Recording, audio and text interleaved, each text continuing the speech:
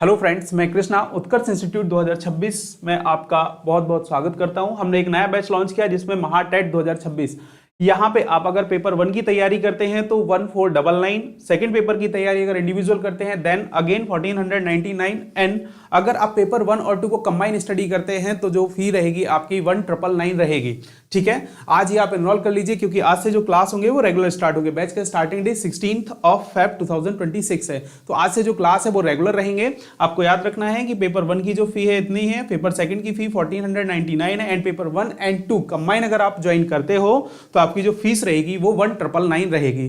Clear है बात। अब यहाँ पे मैंने आपको बताया महाटेट 2026 में आपको पढ़ाने वाला हिंदी और आज का हमारा लेक्चर है सेकंड। ठीक है, तो हम पढ़ते हैं, स्टार्ट करते हैं अपनी क्लास को। यहाँ पे मैंने लिखा हुआ है भाषा। क्या लिखा हुआ है? भाषा। भाषा का मतलब समझते हैं। कल मैंने आपको बताया था कुछ डेवलपमेंट ऑफ हिंदी, मतलब हिंदी भाषा का विकास, है ना। हिंदी भाषा के विकास के बारे में मैंने आपको बताया था कि विकास कैसे हुआ, कैसे हिंदी बनी। समझ रहे हैं ना, हिंदी भाषा है तो भाषा कैसे बना। यहाँ पे एक और आप रिकॉल कर लेते हैं। भाषा भाषा कैसे बनी मैंने बताया था संस्कृत के, है ना, मैंने आपको कल बताया था संस्कृत के भास धातु से मिलकर बनी है। किससे? संस्कृत का भास धातु। याद रखना, एग्जाम में क्वेश्चन आएगा संस्कृत के भास धातु से भाषा बनी है, जिसका मीनिंग क्या होता है? मीनिंग होता है बोलना। क्या होता है?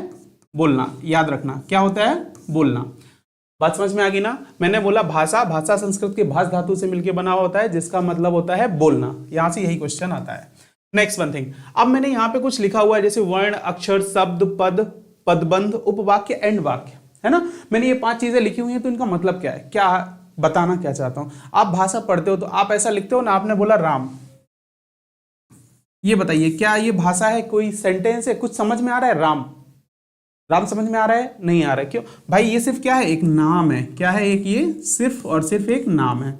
बात समझ में आ गई कि नहीं? लेकिन अगर मैं बोलूं राम पढ़ता है, क्या बोलूं मैं? राम पढ़ता है, तो यहां पे आप समझो, मैंने लिखा एग्जाम्पल के तौर पे राम पढ़ता है। यहां से आपको कुछ समझ में आ रहा है कि राम पढ़ता है। राम पढ़ता है का मीनिंग क्या है? सेंटेंस से स्पष्ट हो रहा है कि राम कुछ ना कुछ तो कर रहा है। क्या कर रहा है? पढ़ रहा है। दैट मीन्स राम पढ़ता है। तो एक सेंटेंस होता है, एक सेंटेंस या हम जिसको बोलते हैं वाक्य। तो भाषा की सबसे छोटी इकाई, यहां पे हम बात करेंगे भाषा की सबसे छोटी इकाई। लेकिन छोटी इकाई कौन सी, ये समझ लीजिए। भाषा की इकाई 2 होती है ना। भाषा में 2 इकाइयों का उपयोग किया जाता है। सबसे पहले होती है एक सार्थक और एक होती है माइनर, जो सबसे छोटी इकाई होती है। अब यहां पे हम इसको डिस्कस करते हैं पहले से। देखिए, मैंने लिखा वर्ण, अक्षर, शब्द, पद, पदबंध, उपवाक्य और वाक्य। तो भाषा की जो सबसे छोटी सार्थक इकाई होती है, सार्थक इकाई, यहां पे याद रखना है ना, भाषा की सबसे छोटी सार्थक इकाई, सार्थक इकाई, सार्थक इकाई क्या होती है? वाक्य, वाक्य या फिर सेंटेंस, जिसको इंग्लिश में बोलते हैं हम लोग सेंटेंस, है ना। सार्थक इकाई क्या होती है? वाक्य या सेंटेंस। सार्थक का मतलब होता है, देखिए सार्थक वर्ड किससे बना है? सा प्लस अर्थक, है ना, सा प्लस अर्थक। दैट मीन्स जिसका अर्थ निकले, जिसका अर्थ निकले वही होगा सार्थक। तो आपने जैसे भी मैंने लिखा था, आपको मैंने लिखा था सिर्फ राम, मैंने क्या लिखा था? सिर्फ राम। राम, तो इससे कोई सेंटेंस क्लियर नहीं हो रहा है। कुछ समझ में आ रहा है? राम, बस राम है, एक नाउन है या फिर एक संज्ञा है, इसके अलावा कुछ इससे हमें स्पष्ट नहीं हो पा रहा है। लेकिन अगर हमने इसी के आगे लिखा था राम पढ़ रहा है ना, ऐसा लिख लेता हूं, राम पढ़ रहा है। अगर मैं ऐसा बोल दूं कि राम पढ़ रहा है, तो राम पढ़ रहा है मतलब हमें क्लियर हो रहा है कि राम कुछ कर रहा है। अगर राम कुछ कर रहा है दैट मीन्स देखिए उसका अर्थ निकल रहा है कि नहीं निकल रहा है, मीनिंग निकल रहा है कि नहीं निकल रहा है। मीनिंग होना चाहिए। अगर मीनिंग निकल रहा है तो वो कौन सा होगा? सार्थक। सार्थक दैट मीन्स मैंने क्या बोला? सार्थक इकाई क्या होगी? फिर वाक्य, क्योंकि ये कंबाइंड फॉर्म में क्या बनाया इसने? वाक्य बनाया। अब अच्छा, आपको पता होगा, आपने इंग्लिश में पढ़ा होगा स्ट्रक्चर, तो सेंटेंस का स्ट्रक्चर क्या होता है? हम पढ़ते हैं ना, सेंटेंस को क्या बोलते हैं ना, सब पढ़ते हैं हम, subject plus verb plus object. English में यही पढ़ा होता है। तो यहां भी होता है कर्ता, क्रिया और कर्म। कर्ता क्या होता है डिस्कस करेंगे 1 बाय 1। अभी तो मैं वर्ड पढ़ रहा हूं। तो कर्ता क्या होता है? जो कोई काम करता है। जैसे यहां पे काम कौन कर रहा है? राम कर रहा है। ठीक है, तो ये क्या हो गया? कर्ता। नेक्स्ट क्रिया, क्या क्रिया हो रही है? तो राम पढ़ रहा है। कौन सी क्रिया हो रही है? पढ़ाई की क्रिया हो रही है, मतलब पढ़ना हो रहा है, तो राम पढ़ रहा है। नेक्स्ट वन थिंग, रहा है ना। तो ये अब यहां पे तो कर्म है नहीं है, कर्म तो है नहीं, राम कर रहा है बस। समझ रहे हैं ना, राम एक क्रिया कर रहा है, सिर्फ राम कर रहा है, क्रिया कर रहा है, राम पढ़ रहा है, दैट मीन्स राम कुछ कर रहा है, लेकिन किस पे कर रहा है ये नहीं लिखा, दैट मीन्स इस सेंटेंस में कर्म नहीं दिया गया है, इस सेंटेंस में कर्म नहीं है। बात समझ में आ गई ना। अब देखिए, अभी मैंने आपको बताया सार्थक इकाई क्या होती है, वाक्य होती है। तो सार्थक इकाई मतलब जिसका कोई मीनिंग निकले वो सार्थक होता है। अब दूसरी इकाई की मैंने एक और बात की, तो दूसरी इकाई होती है वर्ण, है ना। दूसरी इकाई क्या होती है, वर्ण, याद रखना, बहुत इंपॉर्टेंट चीज बता रहा हूं, याद रखना है आपको ये। दूसरी इकाई क्या होती है, वर्ण होती है। वर्ण या ध्वनि, वर्ण या ध्वनि, भाषा की सबसे छोटी इकाई, अगर क्वेश्चन एग्जाम में आता है भाषा की सबसे छोटी इकाई कौन सी है, तो वर्ण होती है। लेकिन भाषा की सबसे छोटी सार्थक इकाई, अगर सार्थक इकाई की बात करें तो वो क्या होती है, वाक्य होता है। याद रखना, भाषा की सबसे छोटी इकाई वर्ण, भाषा की सबसे छोटी सार्थक इकाई तो वाक्य। क्लियर है ना। नेक्स्ट, अब देखिए हम और आगे पढ़ते हैं कि कैसे, अगर मैंने लिखा है ये तो इसका मीनिंग क्या है। देखिए, सबसे मैंने बोला सार्थक इकाई क्या होती है, वाक्य होती है ना। अगर सार्थक इकाई वाक्य है तो वाक्य से छोटी इकाई होती है उपवाक्य। उपवाक्य, उपवाक्य मतलब कि एक छोटा सेंटेंस, जैसे कोई एक बड़ा सेंटेंस होता है उसके अंदर दूसरा सेंटेंस होता है तो उसको अपन लोग क्या बोलते हैं, उपवाक्य। उपवाक्य से छोटी इकाई होती है पदबंध। क्या होती है, पदबंध। पदबंध से छोटी इकाई होती है पद, जिसको आप बोलते हो शब्द, ठीक है ना, पद या शब्द। पद या शब्द से छोटी इकाई होती है अक्षर। क्या होती है, अक्षर। और अक्षर से छोटी इकाई होती है वर्ण। क्या होती है, वर्ण। याद रखना है आपको। अब भी समझ में आया होगा कि ये है सार्थक इकाई, है ना। ये कौन सी इकाई है, भाषा की सार्थक इकाई है। लेकिन अगर इसकी बात करें तो ये कौन सी है, यूनिट, मतलब ये इनिशियल बोल सकते हैं आप इसको, प्रारंभिक इकाई बोल सकते हो, है ना, प्रारंभिक इकाई। बात समझ में आ गई, प्रारंभिक इकाई। तो मैंने बोला भाषा की सार्थक इकाई क्या होती है, वाक्य। वाक्य किससे मिलके बना होता है, मतलब वाक्य बड़ी चीज हो गई, समझ रहे हैं ना। वाक्य किससे मिलके बना है, उपवाक्य से मिलके बना है। उपवाक्य किससे मिलके बना है, पदबंध से मिलके बना है। पदबंध किससे बना है, छोटे छोटे पदों से मिलके बना है, पद या शब्द से मिलके बना है। और शब्द किससे मिलके बने हैं, अक्षर से। अक्षर किससे बने हैं, वर्ण से। याद रखना, अक्षर किससे बने हैं, वर्ण से। जैसे एक एग्जाम्पल लिखता हूं, राम, मैंने लिखा शब्द राम। अगर मैं राम को तोड़ूं तो देखिए, राम शब्द में जो अक्षर की बात करेंगे हम यहाँ पे अक्षर की बात करेंगे और वर्ण की बात करेंगे, क्योंकि मैंने अभी आपको क्या बताया कि वर्ण मिलके ही अक्षर बनाते हैं, वर्ण मिलके ही अक्षर बनाते हैं। तो राम शब्द में अक्षर की बात करें तो कितने हैं, दो, एक तो रा और दूसरा मा, ये क्या है, अक्षर है। लेकिन राम शब्द में अगर वर्ण की बात करें तो क्या लिखेंगे हम, रा, आ, मा, आ। तो वर्ण कितने हैं टोटल, 4। याद रखना है, राम शब्द में अक्षर कितने हैं और वर्ण कितने हैं ना। तो अक्षर कितने हैं, 2, और वर्ण कितने हैं, 4। इसीलिए मैंने बोला ये वर्ण मिलके क्या बनाया, इन्होंने अक्षर को बनाया है। अक्षर ने मिलके क्या बनाया है, शब्द या पद बनाए हैं। पद ने क्या मिलकर क्या बने हैं, पदबंध, मतलब एक से ज्यादा शब्द। पदबंध से मिलके उपवाक्य, और उपवाक्य से मिलके क्या बना है, वाक्य बना हुआ है। बात समझ में आ गई, यही यहां पे लिखा हुआ है, नीचे से ऊपर जाएंगे तो ये फॉलो करेगा। वाक्य से छोटी इकाई उपवाक्य, उपवाक्य से छोटी इकाई पदबंध, पद से छोटी इकाई शब्द, और शब्द से छोटी इकाई वर्ण या अक्षर कहते हैं। अब यहाँ पे एक और चीज आपको समझ में आनी चाहिए, तो वर्ण में और ध्वनि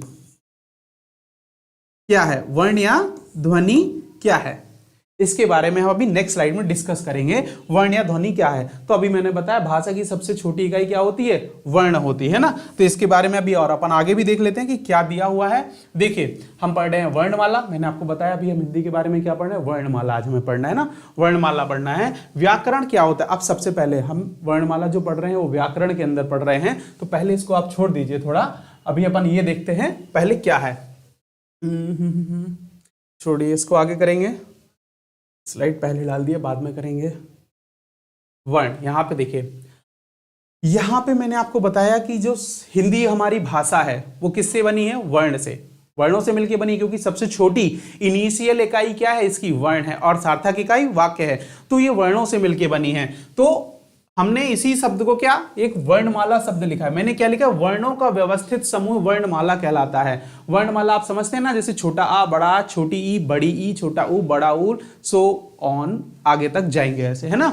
तो वर्णों का व्यवस्थित समूह क्या कहलाता है, वर्णमाला कहलाता है। जहां पे क्या क्या लिखा हो, स्वर लिखे हो, व्यंजन लिखे हो और अदर जो चीजें हैं, अदर जो है वो भी लिखा हुआ हो, है ना। तो वर्णों का व्यवस्थित समूह वर्णमाला कहलाता है। अब याद रखना यहाँ पे दो क्वेश्चंस आते हैं, कौन कौन सा। पहला है, जिसे यहाँ पे पढ़िए फिर समझ में आएगा आपको। वैज्ञानिक तकनीकी शब्दावली आयोग नई दिल्ली के द्वारा हिंदी में 52 वर्ण लिए गए, मतलब 52 वर्ड। हमारी जो संस्था है वैज्ञानिक, यहां पे याद रखना है, वैज्ञानिक तकनीकी शब्दावली आयोग नई दिल्ली, कौन डिसाइड करता है, ये लोग डिसाइड करते हैं हमारी ग्रामर कैसे चलेगी। तो उन्होंने बोला है कि हिंदी में कितने वर्ड हैं, 52 या 52 वर्ड हैं। 52 वर्ड को अगर हम ब्रेक करेंगे तो कैसे ब्रेक करेंगे, ये लिखा है 13 स्वर प्लस 35 व्यंजन और 4 संयुक्त व्यंजन, है ना, 4 संयुक्त व्यंजन। 13 स्वर मतलब 13 स्वर प्लस 35 व्यंजन प्लस 4 संयुक्त व्यंजन या 4 संयुक्त व्यंजन। अभी हम इसके बारे में बताएंगे कि 13 स्वर कौन होते हैं, 35 व्यंजन क्या होते हैं और 4 संयुक्त व्यंजन होते हैं। लेकिन पहले आपको जरूरी था बताना कि हमारी जो हिंदी व्याकरण है उसमें वर्ण कितने होते हैं। क्वेश्चन याद रखना, कितने वर्ण होते हैं, 52 वर्ण होते हैं। अब 52 वर्ण को ब्रेक किया तो हमने क्या बनाया कि 13 स्वर होते हैं, 13 स्वर होते हैं, 35 व्यंजन होते हैं और 4 संयुक्त व्यंजन होते हैं। बात समझ में आ गई कि नहीं आ गई। अब मैंने अभी जस्ट प्रीवियस स्लाइड में आपसे क्वेश्चन किया था वर्ण क्या है। अभी देखिए वर्ण की परिभाषा यहां पे लिखी हुई है। तो भाषा की सबसे छोटी इकाई है, क्या है, भाषा की सबसे छोटी इकाई है। मैंने बोला छोटी इकाई। अब छोटी इकाई, सबसे छोटा का मतलब क्या होता है, सबसे छोटे का मतलब होता है जिसे आप और ज्यादा छोटा नहीं कर सकते, मतलब जिसे आप और ज्यादा नहीं तोड़ सकते। बात समझ में आई ना, जिसे आप और ज्यादा नहीं तोड़ सकते। ऑब्वियस बात है, केमिस्ट्री में भी आपने पढ़ा हुआ होगा, जिसको हम और अधिक छोटे छोटे पदार्थों में विभाजित नहीं कर सकते, वो क्या होता है, पदार्थ होता है। ऐसा कुछ पढ़ा होगा आप लोगों ने, या तत्व के लिए पढ़ा होगा ना, तत्व बोलते हैं। भाषा की सबसे छोटी इकाई है जिसे और टुकड़ों में विभाजित नहीं किया जा सकता, उसे हम अक्षर या ध्वनि या वर्ण कहते हैं। क्या कहते हैं, अक्षर, ध्वनि या वर्ण कहते हैं।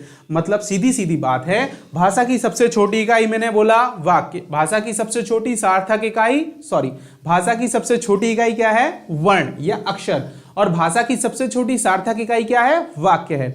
अब वर्ण क्या होते हैं, तो वर्ण मैंने बताया भाषा की सबसे छोटी इकाई है जिसे हम और अधिक छोटे तरीके में या टुकड़ों में विभाजित नहीं कर सकते, इससे छोटी कोई इकाई और नहीं है, तो इसको हम क्या बोलेंगे, वर्ण। बात समझ में आ गई। यहां पे और इसकी दूसरी परिभाषा लिखी हुई है, लिखी हुई या उच्चारित हुई भाषा में शब्द की एक एक मूल ध्वनि को पहचानने के लिए एक एक चिन्ह नियत कर लिया जाता है, उसे वर्ण कहते हैं। जैसे अभी जस्ट मैंने आपको ये चीज के बारे में बताया था, अभी जस्ट मैंने आपको ये चीज बताया था कि मैंने लिखा, जैसे यहाँ पे राम लिखा था, तो राम को मैंने 4 वर्ण दिए थे कि नहीं दिए थे, मैंने राम को यहाँ पे 4 वर्ण दिए थे, रा आ मा आ। तो देखो रा मैंने सभी के लिए एक एक संकेत दिया ना, इसके लिए रा लिखा है, इसके लिए आ लिखा है, इसके लिए मा लिखा है और इसके लिए अगेन आ लिखा हुआ है, सभी को अलग अलग संकेत दिया है। यही हमने यहाँ पे डिस्कस किया हुआ है, यही यहाँ पे लिखा हुआ है, क्या कि लिखी हुई या उच्चारित हुई भाषा में शब्द की एक एक मूल ध्वनि को रिप्रेजेंट करने के लिए, दर्शाने के लिए जो चिन्ह नियत कर लिए जाते हैं, जो चिन्ह बना लिए जाते हैं, उनको हम क्या बोलते हैं, वर्ण कहते हैं। खैर परिभाषा तो नहीं आएगी, आपको क्वेश्चन जो आएगा वो मैंने बता दिया है यहाँ पे। जैसे यह भाषा की सबसे छोटी लिखित इकाई है, याद रखना है, भाषा की सबसे छोटी लिखित इकाई भी क्या होगी, वर्ण होगी। भाषा की सबसे छोटी लिखित इकाई वर्ण, भाषा की सबसे छोटी इकाई वर्ण, और भाषा की सबसे छोटी सार्थक इकाई वाक्य होती है। क्या होती है, वाक्य होती है। अक्षर, अब बताइए अक्षर क्या होता है। अभी हमने पढ़ा वर्ण, फिर क्या पढ़ा, अक्षर। मैंने बताया वर्णों से मिलके ही क्या बनता है, अक्षर बनता है। जैसे राम शब्द में क्या बोला मैंने, 2 अक्षर है और 4 वर्ण है ना, कितना, 2 अक्षर है और 4 वर्ण है। तो अक्षर क्या होते हैं, देखो मुख से निकलने वाली ध्वनि को ही हम अक्षर कहते हैं, या उसी को हम वर्ण भी बोलते हैं। बात समझ में आ गई ना, उसी को सबसे हम वर्ण भी बोलते हैं। डिफरेंस क्या होता है, डिफरेंस क्या होता है, ये समझने वाली बात है। देखिए वर्ण होता है, मैंने बोला है जैसे राम, हम सिर्फ अगर मैंने बोला, यहां पे मैंने लिखा था राम, है ना, तो आप इसको जब ब्रेक किया मैंने, तो मैंने लिखा था रा आ मा और आ, ठीक है। तो हम इसको पढ़ सकते हैं, ये क्या है, ये लिखने लायक है ना, यहां पे समझ लीजिए ये क्या लिखा। देखिए ये एक संकेत हो गया, ये दूसरा हो गया, ये तीसरा हो गया और ये चौथा हो गया। तो ये क्या है, लिखने के लिए, ये क्या लिखने के लिए, लेकिन मुख से निकलने वाली ध्वनि को हम अक्षर कहते हैं। जैसे मैंने बोला रा, मैंने बोला रा, तो ये मौखिक हो गया। राम, मैंने बोला राम, तो ये मौखिक हो गया। तो राम में रा और मा दोनों क्या हो गए, मौखिक हो गए। इसलिए यहां पे लिखा हुआ है ये भाषा की सबसे छोटी मौखिक इकाई है। तो याद रखना है आपको ये भी कि अगर पूछता है भाषा की सबसे छोटी इकाई वर्ण होती है, भाषा की सबसे छोटी सार्थक इकाई वाक्य होती है, और भाषा की सबसे छोटी लिखित इकाई वो भी वर्ण होती है, और भाषा की सबसे छोटी मौखिक इकाई तो क्या बोलेंगे हम, अक्षर बोलेंगे। ठीक है, याद रखना इस बात को। नेक्स्ट पढ़िए शब्द। अब मैंने अभी क्या बताया था, देखिए हमने एक ट्री डिजाइन किया था। अभी मैंने क्या किया था, एक ट्री डिजाइन किया था, जिसमें मैंने आपको बताया था सबसे ऊपर वाक्य, वाक्य से नीचे उपवाक्य, उपवाक्य से नीचे पदबंध, पदबंध से नीचे पद, और पद से नीचे शब्द, पद से नीचे अक्षर, और अक्षर से नीचे वर्ण। फिर से रिकॉल करेंगे, वाक्य, उपवाक्य, पदबंध, पद, अक्षर और वर्ण। तो सबसे नीचे कौन था, वर्ण, और वर्ण से मिलके क्या बने थे, अक्षर बने थे, अक्षर से मिलके क्या बने थे, पद या शब्द बने थे। यहां पे यही चीज मैंने लिखी हुई है कि वर्णों के सार्थक समूह के मेल से, वर्णों के सार्थक मेल से जो एक निश्चित अर्थ निकलता है वो उसे शब्द कहते हैं। जैसे कमल, जैसे यहां पे क्या लिखा है, कमल, तो भाई हम इसको ब्रेक करेंगे तो क्या लिखेंगे, का, आ, मा, आ, ला और आ। हमने इसको ब्रेक कर दिया। अब जब मैंने बोला, जैसे अभी अगर कमल की बात करें तो कैसे पता चलेगा कितने वर्ण और कितने अक्षर, भाई जो ब्रेक कर दिया मैंने, इसको ब्रेक कर दिया तो ये सभी क्या है, वर्ण है, ये सभी क्या है। तो अगर इसमें बात करूं तो मैं इसमें वर्ण कितने होंगे, 6, और अक्षर कितने होंगे, अक्षर कितने होंगे, 3। कितने होंगे, अक्षर 3। का, मा, ला, ये क्या है, अक्षर है, और वर्ण क्या है, का, आ, मा, आ, ला, आ। क्लियर बात। तो आप समझ लीजिए जब इन 6 ने मिलके एक शब्द बनाया, एक शब्द बनाया क्या, कमल, तो आपको समझ में आ गया कमल क्या है, एक फूल है, फ्लावर है। दैट मींस उसका एक निश्चित अर्थ निकला कि नहीं निकला। जब ये तीनों अक्षर एक मिलके एक नया कुछ बनाया तो उसका एक मीनिंग निकला, इसीलिए उस मीनिंग को ही हम क्या बोले, शब्द। तो कमल क्या है, एक शब्द है। यह भाषा की सबसे छोटी अर्थपूर्ण इकाई है। याद मानना, क्या लिखना है, अर्थपूर्ण। अभी मैंने क्या बोला, देखिए याद रखना, अभी आपको फिर से डाउट होने वाला होगा कि आपने तो वहां सार्थक इकाई वाक्य बताया है और ये अर्थपूर्ण। तो सार्थक और अर्थपूर्ण में बहुत डिफरेंस होता है। सार्थक का मतलब होता है कि कोई मीनिंग निकले पूरा। कमल, कमल का एक सिर्फ मीनिंग है कि एक शब्द है ये, इसका कोई और इससे कुछ और अंदाजा लगा सकते हैं क्या, नहीं लगा सकते हैं। लेकिन सार्थक का मतलब होता है उसका कोई अर्थ निकले पूरा। जब हम कुछ करते हैं तो हम बोलते हैं अगर हमें जीवन में कुछ करना है तो तभी करेंगे ना जब उसका रिजल्ट निकले। अगर रिजल्ट ही नहीं हमारी मेहनत का निकल रहा है तो मेहनत करने का मतलब क्या होता है, बात समझ में आ गई। तो हम यहां पे बोलेंगे अर्थपूर्ण इकाई, मतलब जिसका सिर्फ एक अर्थ होता है, पर्टिकुलर मीनिंग होता है, उसको हम क्या बोलेंगे, शब्द बोलेंगे। याद रखना है भाषा की सबसे छोटी अर्थपूर्ण इकाई है।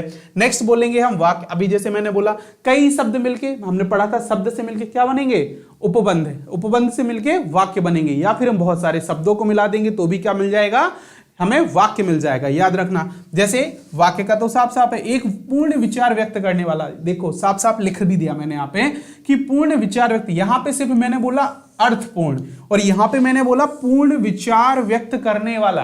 पूर्ण विचार मतलब जैसे मैंने बोला राम जा रहा है, तुम खा रहे हो, मैं पढ़ा रहा हूं और तुम पढ़ रहे हो, तो इसका मीनिंग निकल रहा है ना, मैं पढ़ा रहा हूं, भाई कुछ पढ़ा रहा हूं, कि पढ़ा रहा हूं, कुछ ना कुछ तो पढ़ा ही रहा हूँ। मीनिंग निकला कि नहीं निकला, तुम पढ़ रहे हो तो तुम कुछ ना कुछ तो पढ़ रहे हो, मुझसे कुछ ना कुछ तो पढ़ ही रहे हो, तो उसका मीनिंग निकल रहा है। इसलिए मैंने बोला पूर्ण विचार, मतलब कि कंप्लीट मीनिंग निकले, उसका क्या बोलेंगे हम, वाक्य। और सिर्फ एक अर्थ निकल रहा है, जिससे अर्थ का मतलब होता है जैसे आपसे कुछ भी शब्द बोले, कोई किसी ने कुछ भी बोला और उसका एक नॉर्मल मीनिंग निकले, तो उसको क्या बोलेंगे हम, शब्द बोलेंगे। कई शब्द मिलके क्या बनाते हैं, उपवाक्य, और उपवाक्य मिलके क्या बनाते हैं, वाक्य बनाते हैं। बात समझ में आया। जैसे एग्जाम्पल लिखा है सीता खाना खाती है ना, सीता खाना खाती है। अब अभी मैंने पढ़ा दिया इसके बारे में, तो पहले ही बता दिया है, वाक्य भाषा या व्याकरण का सबसे बड़ा अंग है। जरूरत नहीं है इसको रिमाइंड याद रखने की, क्योंकि ऐसा क्वेश्चन नहीं आएगा। क्वेश्चन आएगा कि वाक्य क्या है, तो एक सार्थक इकाई होता है, ठीक है। भावार्थ के आधार पर भाषा की सबसे छोटी इकाई वाक्य मानी जाती है। ये नोट इसलिए लिखा हुआ है कि आपको समझाने के लिए था। खैर मैंने पहले ही आपको एक्सप्लेन कर दिया है कि भाषा की सबसे छोटी इकाई सार्थक, सार्थक इकाई वाक्य, मतलब कि उसे एक भाव प्रकट हो रहा है, आपकी कोई फीलिंग्स प्रकट हो रही है, आपका कुछ एक्ट प्रकट हो रहा है, मतलब ऐसा कुछ हो रहा है जिससे आप बता पा रहे हो कि ऐसा है, ऐसा है। अब जैसे मैं बोल दूं हवा, तो क्या हवा, क्या हवा, मैं हवा तुम हवा, नहीं पता ना भाई, मैं हवा या तुम हवा, समझ रहे हो, कुछ भी बोलो तो उसका मीनिंग निकलना चाहिए, उसी को हम क्या बोलेंगे, वाक्य बोलेंगे। तो याद रखना है कि वाक्य क्या है, भावार्थ, मतलब कि आप जो कह रहे हो उसका कुछ भाव है, आपके कहने के भाव का कुछ अर्थ निकले तो वो क्या कहलाता है, वाक्य होता है। यही लिखा है कि भावार्थ के आधार पर भाषा की सबसे छोटी इकाई वाक्य मानी जाती है। आप दोनों पढ़ लीजिए, भाषा की सबसे छोटी सार्थक इकाई भी वाक्य होती है और भावार्थ के आधार पर भाषा की सबसे छोटी इकाई भी वाक्य ही होती है।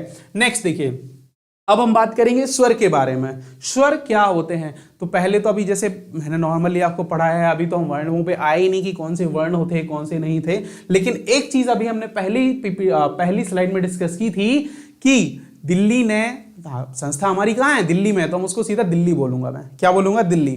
तो उन्होंने हमको बताया है कि जो हमारी व्याकरण है उसमें कितने स्वर हैं, 13 स्वर हैं। कितने स्वर हैं, 13 स्वर हैं। कितने स्वर हैं, 13, और व्यंजन कितने हैं, 35। कितने व्यंजन हैं, 35 प्लस 4 क्या है, संयुक्त व्यंजन है। सब कुछ बताएंगे क्या स्वर होते हैं, क्या व्यंजन होते हैं और क्या संयुक्त व्यंजन होते हैं। बात समझ में आ गई ना, सब कुछ आपको ब्रीफ बताया जाएगा अभी। तो पहले हम डेफिनेशन एक बार पढ़ लेते। स्वतंत्र रूप से बोले जाने वाले वर्णों को स्वर कहते हैं। कभी कभी परिभाषा से ही क्वेश्चन बनता है कि स्वतंत्र रूप से बोले जाने वाले वर्ण क्या कहलाते हैं, स्वर, और जो स्वरों की सहायता से बोले जाते हैं उनको बोलते हैं व्यंजन। याद रखना है आपको, क्या, जो स्वतंत्र रूप से बोले जाते हैं उनको बोलते हैं स्वर बिना किसी सहायता के, और जो स्वरों की सहायता लेके बोले जाते हैं उनको हम बोलते हैं व्यंजन। क्या बोलेंगे, व्यंजन। पढ़ेंगे आगे, पहले हम और देखते हैं। परंपरागत रूप से इनकी संख्या 13 मानी गई है, मैंने अभी लिखा है 13 मानी गई है ना, 13 मानी गई है मात्रा या उच्चारण के आधार पे। अब देखिए, हम स्वरों को अलग अलग तरीके से वर्गीकृत कर सकते हैं, मतलब बांट सकते हैं, बांट भी सकते हैं, 4 तरीके से हम इसको बांटेंगे। सबसे पहले हम पढ़ेंगे मात्रा या उच्चारण काल के आधार पर, मतलब मात्रा कैसी है और उसका उच्चारण कहां से होता है ना, उच्चारण कैसा है, तो उसके बेहाव पे अगर हम बांटेंगे तो स्वर को हम 3 तरीके में बांटते हैं, 3 पार्ट्स होते हैं। कौन कौन सा, सबसे पहला लघु स्वर है ना, सबसे पहले लघु स्वर, दीर्घ स्वर और प्लुत स्वर। अब यहां पे एक चीज समझ लीजिए, लघु स्वर क्या होते हैं, दीर्घ स्वर क्या होते हैं और ह्रस्व स्वर क्या होते हैं या प्लुत स्वर क्या होते हैं। देखो, लघु स्वर, लघु स्वर का मतलब समझ लीजिए, लघु का मतलब क्या होता है, छोटा होता है, लघु का मतलब क्या होता है, छोटा होता है। तो एक बात समझ लीजिए, जिन वर्णों के उच्चारण में या जिन स्वरों के उच्चारण में बहुत कम समय लगता है उनको हम क्या बोलते हैं, उनको हम क्या बोलते हैं, ह्रस्व स्वर बोलते हैं, या ह्रस्व या लघु स्वर बोलते हैं, ह्रस्व या लघु स्वर बोलते हैं। अब मैंने बोला बहुत कम समय लगता है, तो मैंने बोला क्या, बहुत कम समय लगता है, उनको हम क्या बोलते हैं कि लघु या ह्रस्व स्वर बोलते हैं। कौन कौन से स्वर ह्रस्व स्वर या लघु स्वर कहलाते हैं, छोटा आ, छोटी ई, छोटा ऊ। आप प्रोनाउंशिएट करिए, आप बोलिए, इनको रिकॉल करिए। जैसे मैंने बोला छोटा आ, ई ऊ, हो गया ना, आ ई ऊ, बिल्कुल कम टाइम लगा ना, आ ई ओ, सेकंड से भी कम टाइम लगता है रिकॉल करने में। लेकिन वहीं पे हम बात करेंगे दीर्घ स्वर की, तो जिनके उच्चारण में, मतलब जिनको बोलने में हमें लघु स्वर से ज्यादा समय लगता है, लघु स्वर से ज्यादा समय लगता है, उनको हम बोलते हैं दीर्घ स्वर। दीर्घ स्वर कौन कौन से होते हैं, तो बड़ा आ, बड़ी ई, बड़ा ऊ, ए आई ओ औ और आ, ए आई ओ औ और आ भी होता है इसमें एक्चुअली, है ना, आ भी होता है इसमें, ठीक है। अभी इसमें नहीं लिखते, आगे देखेंगे। तो मैंने बताया दीर्घ स्वर बड़ा आ, बड़ी ई, बड़ा ऊ, ए आई ओ औ। अब एक चीज समझ लो, पढ़ने का तरीका कैसे होगा, नहीं पता चल रहा है भाई, वो इसको भी तो हम आ ई ऊ पढ़ते हैं, इसको भी हम आ ई ऊ, ए आई ओ औ पढ़ दिया। नहीं समझ आया यार, एक ही जैसा बोला मैंने, तो आप बोलोगे, यही डाउट होगा कि हम तो एक जैसे ही बोल रहे हैं। ऐसा नहीं है, हम एक जैसा नहीं बोल रहे हैं ना, हम इनको एक जैसा नहीं बोल रहे, बिल्कुल भी नहीं बोल रहे हैं। देखिए आप समझिए, जैसे मैंने बोला मम, मैंने बोला रम, है ना, मैं बोलता हूं रम, तो देखिए रम, रम हो गया, जल्दी बोल दिया कि नहीं बोल दिया। लेकिन अगर मैं इसी को बोल दूं राम, तो देखिए टाइम लग रहा है कि नहीं लग रहा है। आप समझिए, वर्ड को समझिए, वर्ड को पढ़िए और समझिए। रम लिखा, टाइम नहीं लगा, राम लिखा तो टाइम लगा, बोलने में टाइम लगा कि नहीं लिखा। तो यहीं पे बोला है कि जो बड़े स्वर होते हैं, दैट मीन्स ये सिंगल वर्तनी वाले या एक वर्तनी वाले स्वर को हम लघु स्वर बोलते हैं, और द्विवर्तनी सभी में देखिए बड़े, सभी बड़े वर्ड हैं, बड़ा आ, बड़ी ई, बड़ा ऊ, ए आई ओ और औ। क्या होगा, ए आई ओ और औ, ये सभी कौन से होंगे, दीर्घ स्वर होंगे। अब प्लुत स्वर, थर्ड वन इज प्लुत स्वर। प्लुत स्वर क्या होता है? देखो प्लुत स्वर क्या होता है, प्लुत स्वर जिनके उच्चारण में दीर्घ से भी ज्यादा समय लगता है, जिनके उच्चारण में दीर्घ से भी ज्यादा समय लगता है, मतलब दीर्घ स्वर से भी ज्यादा समय लगता है, उनको हम बोलेंगे प्लुत स्वर। क्या बोलेंगे उनको? हम प्लुत स्वर बोलेंगे। अब प्लुत स्वर जैसे मैंने यहाँ पे लिखा है राम, ये सॉरी यहाँ पे ऐसा लिखना नहीं है, यहाँ पे ऐसा होता है सिंबल, है ना, कैसा सिंबल होता है? ऐसा सिंबल होता है। ये कब यूज किया जाता है यार? ये कोई नया स्वर नहीं है। जैसे आप कभी नाटक वगैरह लिखते हैं ना, संबोधन करते हैं, तो जैसे दशरथ जी जब प्राण त्याग रहे थे तब उन्होंने क्या बोला था? लास्ट वर्ड उन्होंने बोला था राम। क्या बोला था? राम। बहुत जोर से बोला था। क्या बोला था? राम बोला था ना, राम ऐसे बोला था। दैट मीन्स उन्होंने रा वर्ड को बहुत आगे तक खींचा था। खींचा था कि नहीं खींचा था? तो ऐसे स्वर को हम क्या बोलते हैं? प्लुत स्वर। दैट मीन्स ये कब उपयोग किए जाते हैं? जैसे किसी नाटक हो रहा है, कोई कहानी हो रही है, कुछ भी हो रहा है, ड्रामा मूवीज वगैरह में, जब किसी को हम संबोधित करते हैं तो हम उसमें प्लुत स्वर का यूज करते हैं। ठीक है, यहां पे क्वेश्चन सिर्फ ऐसा आता है, मात्रा या उच्चारण काल के आधार पर स्वर कितने प्रकार के होते हैं? 3 प्रकार के होते हैं। पूछा जाता है निम्न में से कौन सा मात्रा या उच्चारण काल के आधार पर स्वर का प्रकार नहीं है? तीनों दिए जाएंगे और एक और लिख दिया जाएगा कोई सा, जैसे उसने बोला लघु स्वर, दीर्घ स्वर, प्लुत स्वर, और एक और कोई स्वर दिया जाएगा, वो आपको टिक करना होगा। बात समझ में आ गई कि नहीं आ गई? नेक्स्ट एक यहां पे पॉइंट है, पंडित कामता प्रसाद गुरु के अनुसार 2 ही स्वर होते हैं। लेकिन अभी मैंने बताया कि हम लोगों ने इसको 3 पार्ट में डिवाइड किया है। एक कामता प्रसाद गुरु जी हैं, इन्होंने इनको क्या बोला है? इनने बोला है कि सिर्फ 2 ही स्वर होते हैं। 2 स्वर कौन कौन से होते हैं? फर्स्ट इज मूल स्वर और सेकंड इज संधि स्वर। फर्स्ट इज मूल स्वर और दूसरा है संधि स्वर। अब मूल का मतलब समझ रहे हैं ना? मूल का मतलब होता है रूट, जिससे और नीचे नहीं जाया जा सकता, जिससे और नीचे नहीं जाया जा सकता, उसको हम मूल स्वर बोलते हैं। इसीलिए यहां पे लिखा हुआ है इनके उच्चारण के मुख से निकलने वाली हवा की मात्रा अपेक्षाकृत कम होती है। देखो ये चीजें आपको याद होगी नहीं होगी नहीं पता, क्योंकि टाइम टेकन है। आप जब बार बार इनको प्रैक्टिस करोगे तभी आपकी चीजें होंगी कि ये वर्ड कैसे इसका लिखा है, कैसे क्या है। तो पहले हम डिस्कस करते हैं मूल स्वर के बारे में। तो वे स्वर जो स्वतंत्र रूप से बोले जाते हैं, जैसे कि ह्रस्व स्वर थे, सबसे पहले क्या थे? लघु स्वर थे। ह्रस्व या लघु स्वर थे, ये भी स्वतंत्र रूप से बोले जाते थे। स्वर हमेशा स्वतंत्र रूप से ही बोले जाते हैं। स्वर की विशेषता ही ये है कि जिनके उच्चारण कैसा हो? स्वतंत्र हो, हमें किसी पे डिपेंड नहीं होते हैं। जो अक्षर किसी दूसरे अक्षर पर निर्भर नहीं करते हैं और उनका उच्चारण के स्वतंत्र होता है, उनको हम स्वर बोलते हैं। ये तो सेम ही परिभाषा होगी, कोई अलग नहीं है।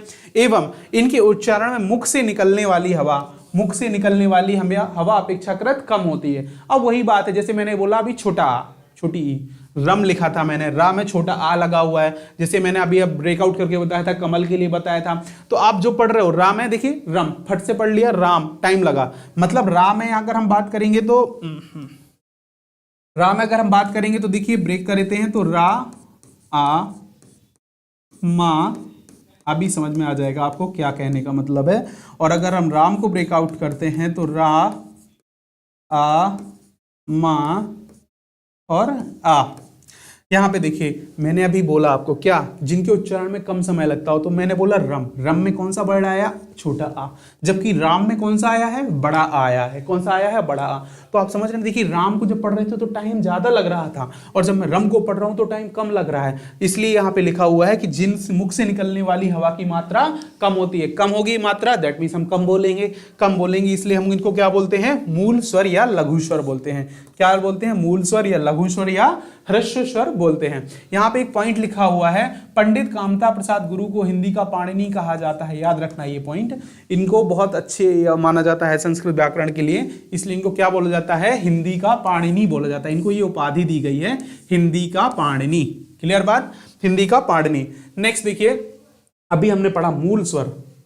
कामता प्रसाद गुरु जी ने 2 स्वर बताए थे, मूल स्वर और संधि स्वर। अब हम पढ़ रहे हैं सेकंड इज संधि स्वर। संधि स्वर को ही हम क्या बोलेंगे? दीर्घ स्वर। परिभाषा जो लिख रहे हैं वो याद रखना है कि सब कुछ याद रखे। सिर्फ आपको इसको इससे रिप्रेजेंट नहीं करना है कि ये संधि स्वर है या सिर्फ दीर्घ स्वर, ये दोनों हैं। इसी को हम संधि स्वर भी बोलते हैं और इसी को हम दीर्घ स्वर भी बोलते हैं। अभी हमने पढ़ा था कि उसकी परिभाषा थी, जो इसमें थोड़ा सा और बदलाव होगा तो ये बन जाएगी। तो वे स्वर जो लघु स्वर की सहायता से बोले जाते हैं, लघु स्वर की सहायता से बोले जाते हैं, उनको और इनके उच्चारण में मुख से निकलने वाली हवा की मात्रा अपेक्षाकृत ज्यादा होती है। अपेक्षाकृत ज्यादा होती है, उसको हम क्या बोलेंगे? दीर्घ स्वर या फिर संधि स्वर बोलेंगे। अब संधि स्वर भी दो तरह के होते हैं, लिखा हुआ है यहाँ पे, है ना। संधि स्वर भी कैसे होते हैं, दो प्रकार के होते हैं, तो दीर्घ संधि स्वर और संयुक्त संधि स्वर।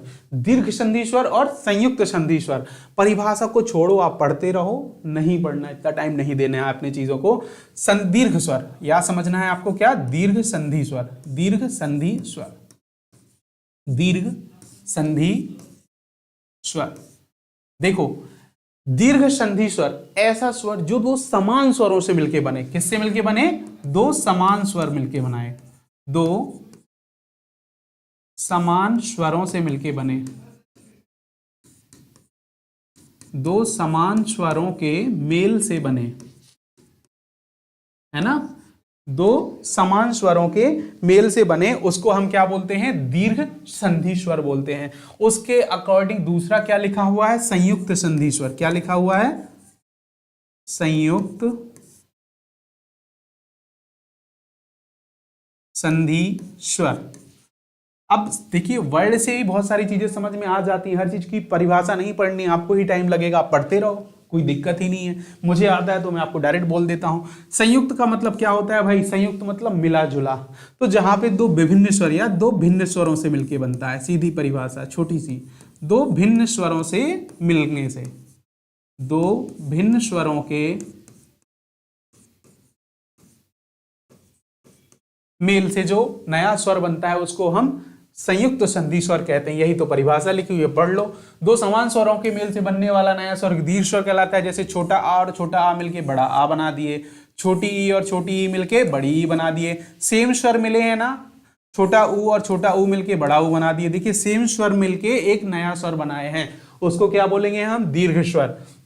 ठीक है। दूसरा संयुक्त संधि स्वर, मैंने बोला जब दो असमान स्वरों के मेल से बनने वाला नया स्वर क्या हो जाएगा, संयुक्त संधि स्वर कहलाएगा। जैसे छोटा आ और छोटी ई मिलके क्या बन जाएंगे, एडी का बनेंगे।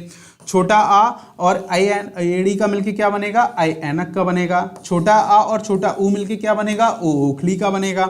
छोटा आ और ओ ओखली का मिलके क्या बनेगा, औ औरत का बनेगा। तो मतलब जब दो विभिन्न स्वर मिलके एक नया स्वर बनाते हैं तो उसको हम क्या बोलेंगे, संयुक्त संधि स्वर बोलेंगे।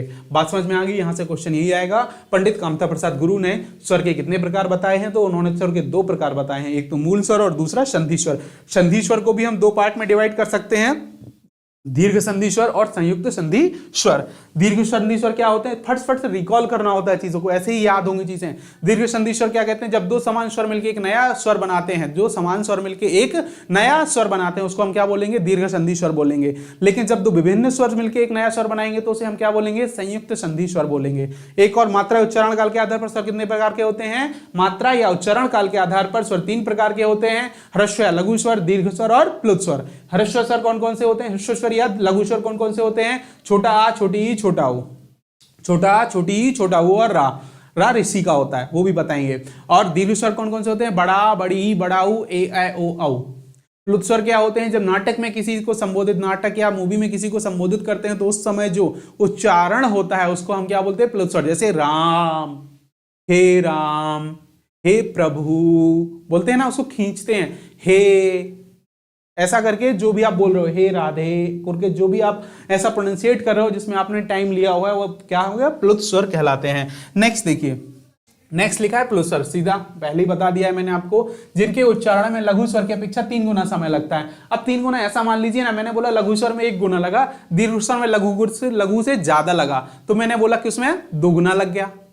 भाई प्लुत स्वर उसमें उससे भी ज्यादा लगा तो उसमें हमने लिख दिया कि तिगुना समय लगा, मतलब जिसमें सबसे ज्यादा समय लगा उसको हम क्या बोलेंगे, प्लुत स्वर बोलते हैं।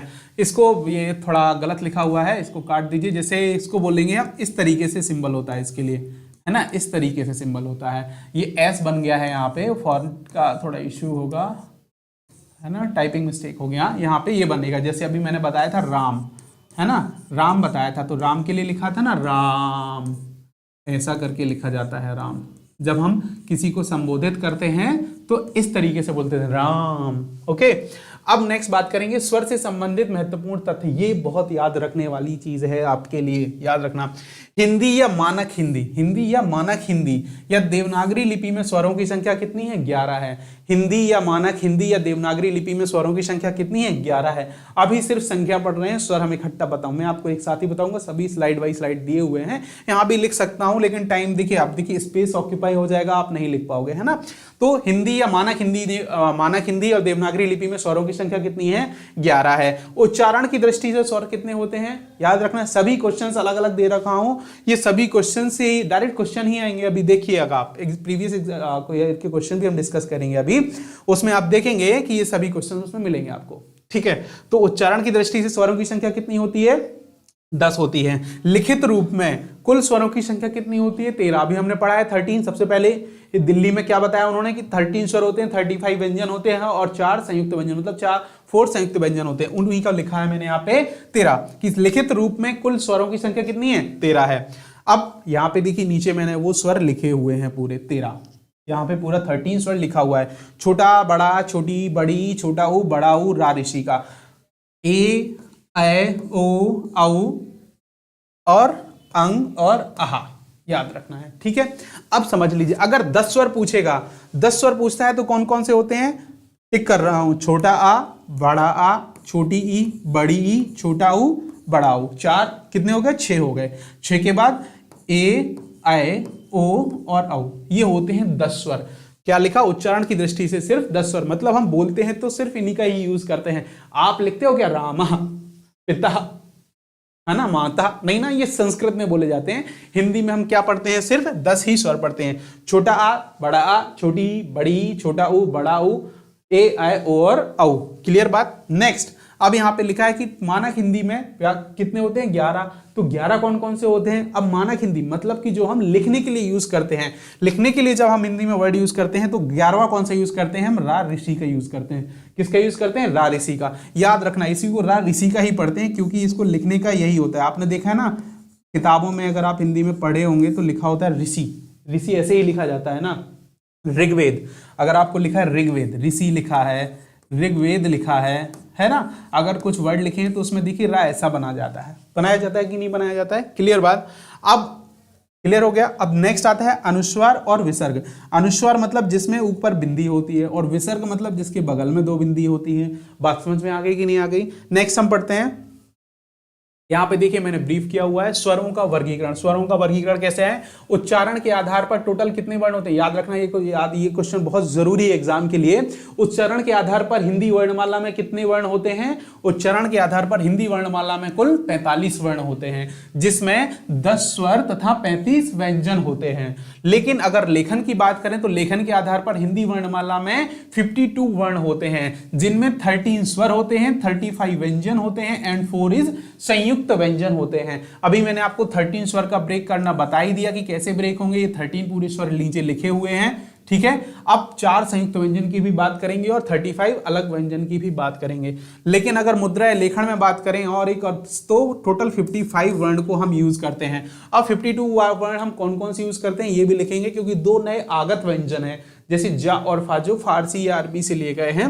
तो सभी वर्ण पूर्ण वर्णों को शामिल करते हुए हमने टोटल, हमें सिर्फ यहाँ पे 2 ही चीजें याद रखने वाली थी कि उच्चारण के आधार पर हिंदी में कुल वर्णों की संख्या 45 है, लेखन के आधार पर कुल वर्णों की संख्या 52 या 52 है।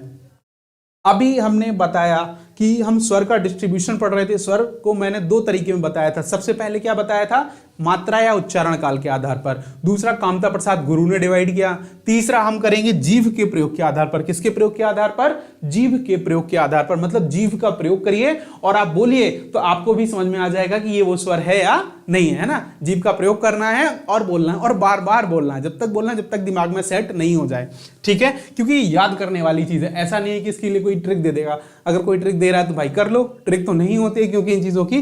तो जिह्वा के भाग पर, या जिह्वा या फिर जिह्वा मतलब जीभ होता है कि भाग के आधार पर भी 4 प्रकार के होते हैं। कौन कौन से? सॉरी 4 नहीं 3 प्रकार के होंगे ना, 4 नहीं 3 प्रकार के होंगे जीभ के प्रयोग के आधार पर। अग्रस्वर, मध्यस्वर और पश्चस्वर।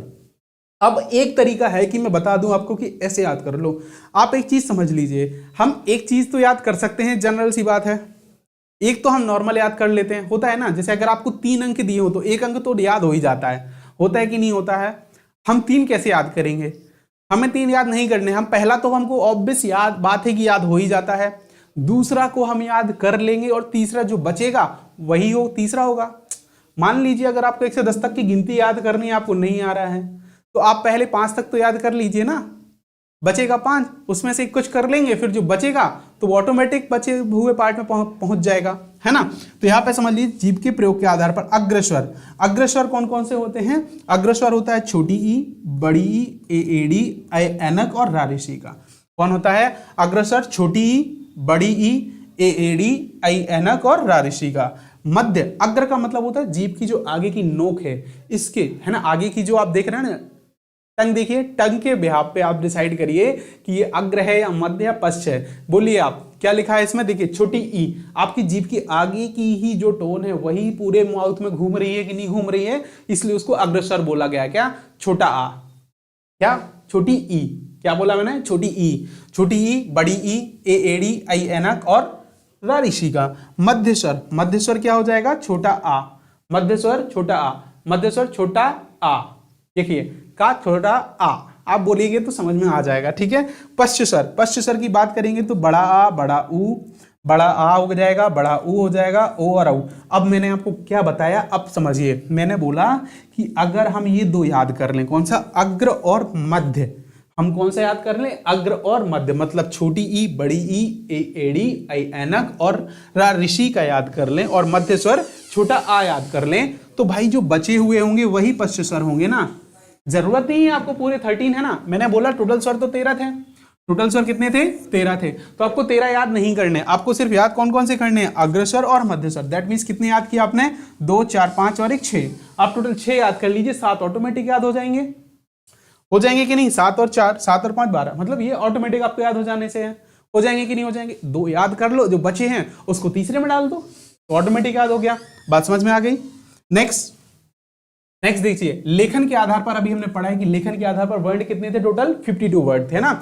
उच्चारण के आधार पर 45 वर्ण थे और लेखन के आधार पर 52 वर्ण थे, जिसमें से स्वर कौन से थे, स्वर कितने थे, 13 थे, स्वर कितने थे, 13 थे और व्यंजन 35 थे। बहुत बार डिस्कस किया है, सभी स्लाइड्स में लगभग ये दिया हुआ है कंटेंट, तो अपन ने डिस्कस किया है। अब अपन आगे बढ़ते हैं। नेक्स्ट, अब जो व्यंजन है 35 व्यंजन है, ये कौन कौन से व्यंजन है ना, याद रखना ये कौन कौन से व्यंजन, ये बहुत जरूरी बात है आपको समझने के लिए। तो आपको तो पता ही है, वर्ण पढ़ रहे हैं तो छोटा बड़ा तो आना ही चाहिए। तो देखिए सबसे पहले है का वर्ग, का वर्ग में क्या आता है, का, खा, गा, घा, इड़ा। चा वर्ग में क्या आता है, चा, छा, जा, झा, इणा। टा में क्या आता है, टा, ठा, डा, ढा, णा, है ना, टा, ठा, डा, ढा, णा। ता में क्या आता है, ता, था, दा, धा, ना। पा में क्या आता है, पा, फा, बा, भा, मा।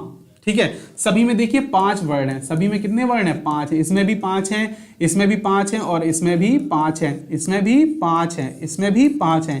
कितने हो गए टोटल, 25 हो गए। कितने हो गए टोटल, 25 हो गए। ये कौन से हैं, ये है, कौन से हैं ये। नेक्स्ट देखिए 25 वर्ण ये हो गए, 25। नेक्स्ट पढ़ेंगे हम अंतस्थ व्यंजन होते हैं, 4 अंतस्थ व्यंजन होते हैं। कौन सा, या, रा, ला और वा। लाइन से लिखेंगे आप वर्ड को तो समझ में आ जाएगा।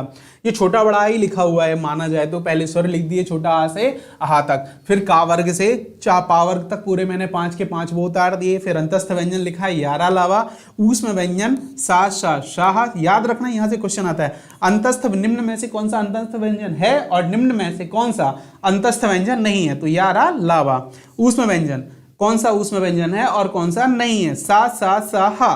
तो उन तीनों को सा सा ही पढ़ते हैं, बस थोड़ा सा डिफरेंट होता है। खैर आपके एग्जाम में इतना नहीं पूछा जाएगा, this is because Hindi is secondary language, है ना। नेक्स्ट संयुक्त व्यंजन, संयुक्त व्यंजन होता है छ, त्र, ज्ञा और श्रा। याद रखना यहां से भी क्वेश्चन आता है, सभी से, इन सभी से क्वेश्चन आते हैं एक्चुअली, बहुत अच्छे अच्छे क्वेश्चन आए हुए हैं। अभी अपन क्वेश्चन को भी डिस्कस करेंगे, माइंड में रखिए। अंतस्थ व्यंजन यारा लावा, ऊष्म व्यंजन सा सा साहा, संयुक्त व्यंजन छत्र ज्ञा श्रा। ऐसी बार बार पढ़िए ना, आपको एक राइम आ जाएगी, मतलब पोएम सी याद हो जाएंगी आपको। क्या है, का वर्ग, चा वर्ग, टा वर्ग, ता वर्ग, पा वर्ग। क्या बोलो, नहीं याद हो रहा है तो एक और पढ़ लो, देखो का, चा, टा, ता, पा। याद रख लो, ट्रिक बनाना है तो ऐसे बना ली, का, चा, टा, ता, पा। ये सभी क्या है, वर्ग है। मतलब पूरा का से स्टार्ट करो, चा से स्टार्ट करो, टा से, ता से और पा से, और इसके बाद कौन सा लगाना है, अंतस्थ व्यंजन यारा लाभा, उष्म व्यंजन सा सा सा, संयुक्त व्यंजन क्षत्रज्ञ और श्रा। ये सभी मिलके कितने व्यंजन बन गए, देखिए 25 ये हो गए, 25, 4 ये हो गए, 4 ये हो गए और 4 ये हो गए। तो देखिए अब कितने हो गए, 25 और 4 29 और 4 33, 25 हो गए ना, 25 और 4 29, 29 और 4 33, 33 हो गए। अब 33 व्यंजन ये हो गए, हमने 35 व्यंजन पढ़े थे। 35 व्यंजन में याद रखना है यहाँ पे 2 द्विगुण व्यंजन होते हैं, कौन कौन से, इड़ा और इड़ा।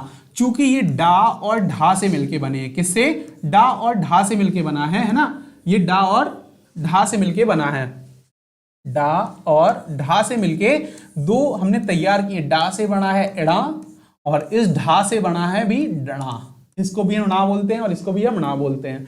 बात समझ में आ गई। तो ये द्विगुण व्यंजन है, इसलिए 25 ये 5 5 5 के पेयर यहां से यहां तक 25 तो ये हो जाएंगे और 4 29 और 4 33 प्लस 2 35 है ना। संयुक्त व्यंजन को हम इसमें काउंट नहीं करते, संयुक्त व्यंजन हम अलग से लिखते हैं या फिर डायरेक्ट बोलेंगे तो 39 हो जाएंगे या 39 कॉन्सोनेंट या व्यंजन हो जाएंगे।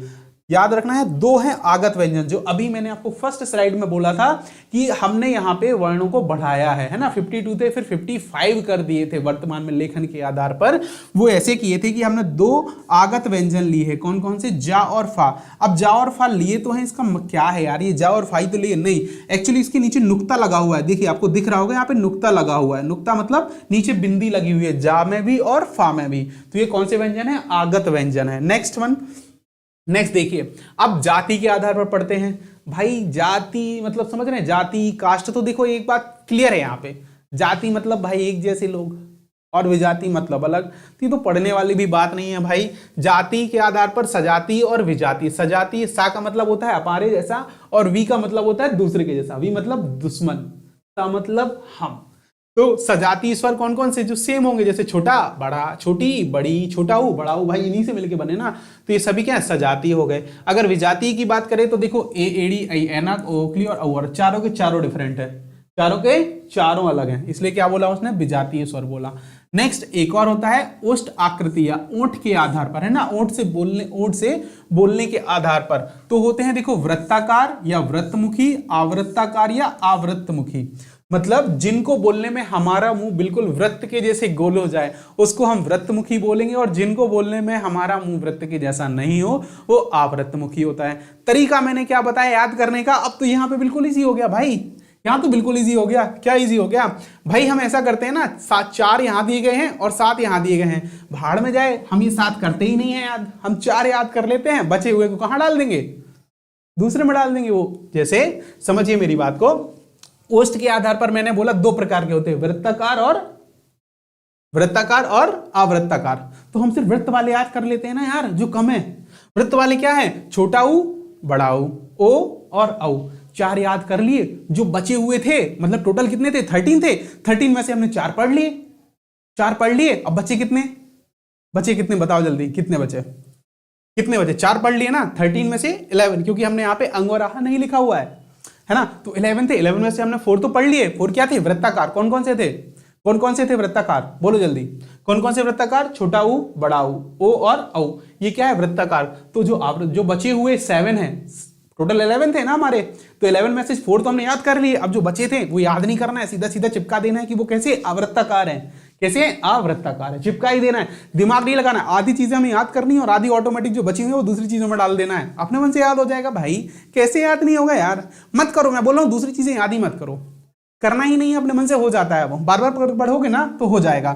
नेक्स्ट हम बात करेंगे मुख द्वार के खुलने के आधार पर। अब मुख द्वार खुलने के आधार पर देखो, अभी हमने वृत्त के जैसा बोला कि भाई मुंह गोल हो रहा है कि चपटा हो रहा है, लेकिन अब यहाँ पे बात कर रहे हैं खोलने की। अब कैसे तो मुंह खोलोगे यार, नहीं तो वो बोल रहा है मुंह खोलते हो ना, तो 4 तरीके से मुंह खोलते हो। कौन कौन सा, पूरा खोलते हो, आधा खोलते हो, आधा बंद रखते हो और बिल्कुल बंद रखते हो। 4 तरीके, पूरा खोला, आधा खोला, फिर आधा बंद किया और आधा फिर पूरा बंद कर दिया, तो समझ गया ना, 4 हो गए। तो सबसे पहले संवृत का मतलब होता है जिसमें पूरा बंद होता है, पूरा बंद, संवृत मतलब पूरा बंद। इसमें आपको थोड़ा सा टफ पड़ सकता है, लेकिन ऐसा नहीं, आप करोगे ना तो चीजें आपसे बनने लगेंगी। कंटिन्यू लर्न करेंगे। तो संवृत स्वर कौन कौन से होते हैं, छोटी ई, बड़ी ई, छोटा ऊ, बड़ा ऊ और रारिसी का। कौन कौन से संवृत होते हैं, छोटा आ, है ना। समृद्ध कौन कौन से होते हैं? छोटी ई, बड़ी, छोटा ऊ, बड़ा ऊ और राजसी का। कौन कौन सा? छोटी ई, बड़ी, छोटा ऊ, बड़ा ऊ और राजसी का क्या होते हैं? समृद्ध होते हैं। नेक्स्ट हम बात करेंगे विवृत। विवृत का मतलब होता है पूरा खुला।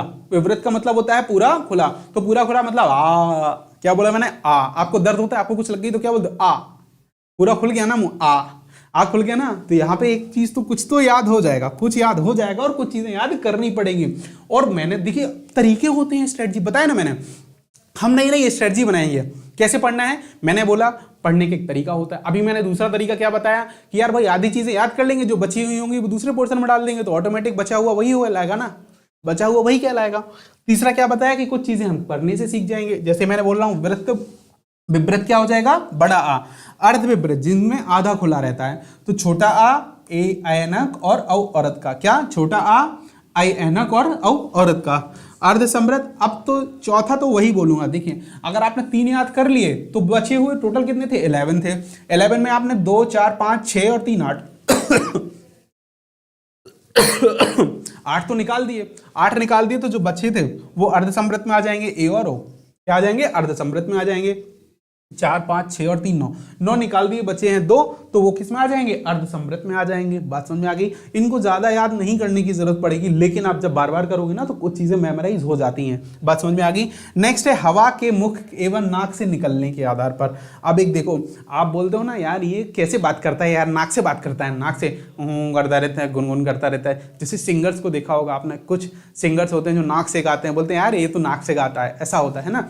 तो 2 तरीके से होते हैं। कैसा? एक निरअनुनासिक और एक होता है अनुनासिक और एक होता है निरअनुनासिक। यहाँ पे लिखने दिख नहीं रहा है।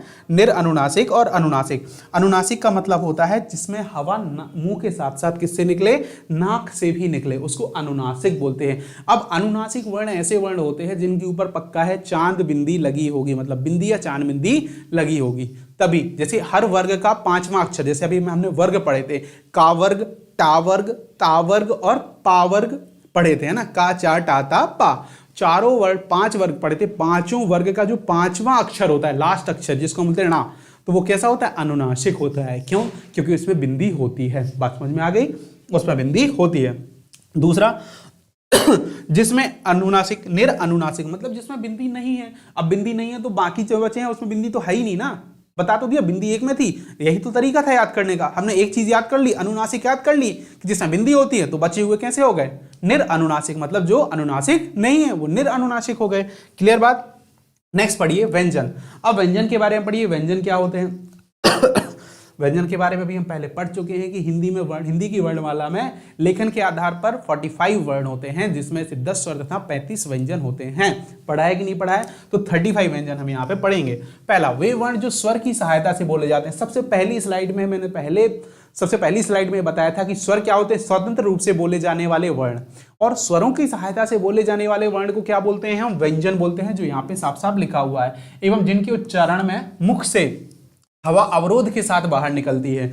अवरोध मतलब समझते हैं? रुकावट के साथ। जैसे आप कुछ भी बोल दीजिए, आप बोलिए पा, अवरोध हो रहा है ना, पा। हवा तो कंटिन्यू निकल रही थी, लेकिन आपने पा बोलने में बंद किया था मुंह की नहीं किया था? फा। बंद किया कि नहीं किया? बा। बंद किया? भा। बंद किया। आप जिसमें जो चीज यूज कर रहे हो, मतलब आप बंद करो, हवा को रोकने की कोशिश कर रहे हो, तब वो सब वर्ड आया। क्या सिर्फ हवा निकलती रहेगी तो पा वर्ड निकल जाएगा? नहीं निकलेगा। क्या सिर्फ पा हवा निकलती रहेगी तो फा निकल जाएगा, बा निकल जाएगा या भा निकल जाएगा? कुछ भी नहीं निकलेगा। हवा को रोकने के लिए आपको अपने लिप्स क्लोज करने पड़ेंगे, तभी निकलेगा। पा पतंग, बा बकरी, भा भालू और फा का फल। ठीक है, याद रखना है ना। तो संस्कृत में एक और वर्ड, बात याद रखिए, संस्कृत में व्यंजन को हल कहा जाता है। क्या कहा जाता है? हल कहा जाता है। तो स्वर को क्या कहा जाता होगा? अच कहा जाता है। स्वर को भी याद रखना, स्वर को अच बोलते हैं और हिंदी को हल बोलते हैं ना।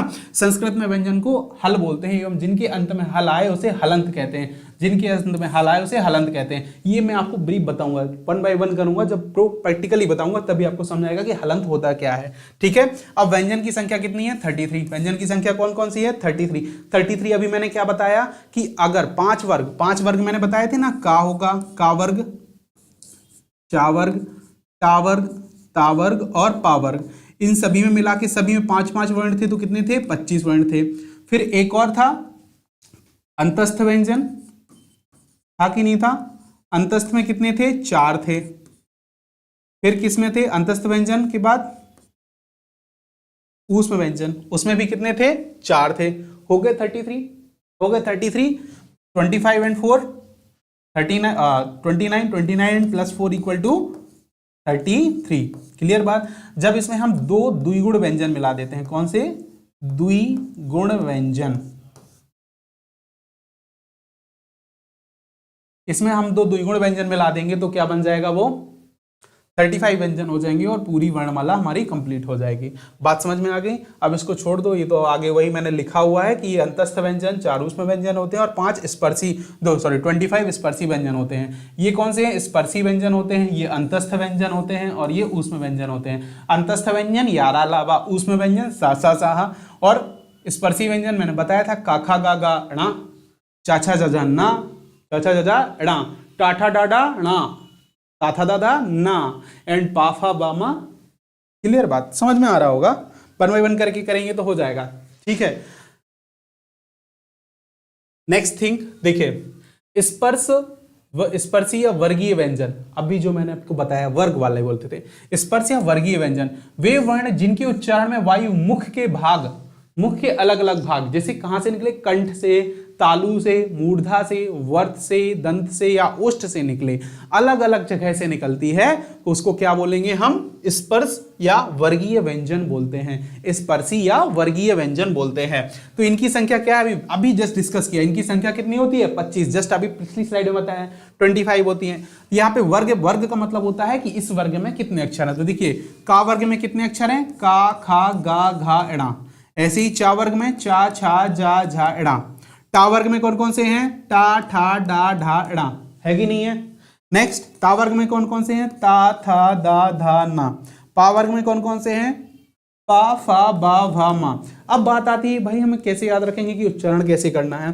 तो देखो, जब हम उच्चारण करेंगे ना कि सभी को हम कैसे, हमें रटना पड़ेगा, इसके लिए तो रटना नहीं, एक चीज समझ लीजिए, हमेशा अंदर से बाहर की ओर निकलते हैं। कैसे निकलते हैं, अंदर से बाहर की ओर निकलते हैं। सबसे नीचे होता है हमारा कंठ, सबसे नीचे हमारा होता है कंठ, इसलिए का वर्ग कहां से निकलता है, कंठ से। कहां से निकलता है, कंठ से।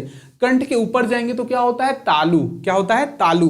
तो चावर्ग कहां से निकलता है, तालु से निकलता है, तालु से, है ना। फिर नेक्स्ट क्या है, टावर्ग। टावर्ग क्या होता है, नेक्स्ट तालु के बाद क्या होता है, मूर्धा। मूर्धा मतलब होता है तलवे से जस्ट बाद वाला प्लेस, है ना, या दांत और तलवे के बीच, ऊपर के जो दांत होते हैं और ऊपर का जो तलवा होता है उसके बीच में जो प्लेस होता है उसको हम बोलते हैं मूर्धा।